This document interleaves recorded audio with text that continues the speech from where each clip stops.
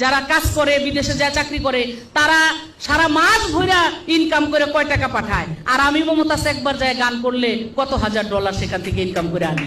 হ্যাঁ, এখনো যে আমি 2 বার এর মধ্যে কানাডায় প্রোগ্রাম করে আসছি, আমি বাংলাদেশে কম করে হইলো 50 থেকে 60,000 ডলার কিন্তু আমি ইনকাম করে নিয়ে আসছি।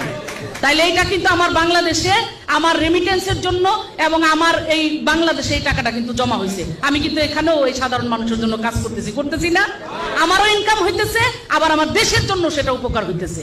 এবং আল্লাহর রহমতে আমি বলছি এই বছর আর পারবো না, আগামীতে আমেরিকা ইতিমধ্যে আমার প্রায় 15টা প্রোগ্রামের কন্ট্যাক্ট হয়ে গেছে। আমেরিকাতে 15টা স্টেটে 15টা প্রোগ্রাম আমাকে নিয়ে করবে। আবার আপনার মিডল ইস্টে সৌদি, কাতার, ওমান অলরেডি তারা প্রত্যেকেই হুমরি খায় পড়ছে, খালি করতেছে কবে প্রোগ্রাম করে দিবেন। আমি বলছি নির্বাচনের আগে আর সম্ভব না, নাইলে আমার কর্মীরা আমার থুইব না, তোমরা এগুলো করো না। আমি আগামীতে আল্লাহ যদি বাঁচায় রাখে নির্বাচন শেষ, আমি 2024 সালে প্রোগ্রাম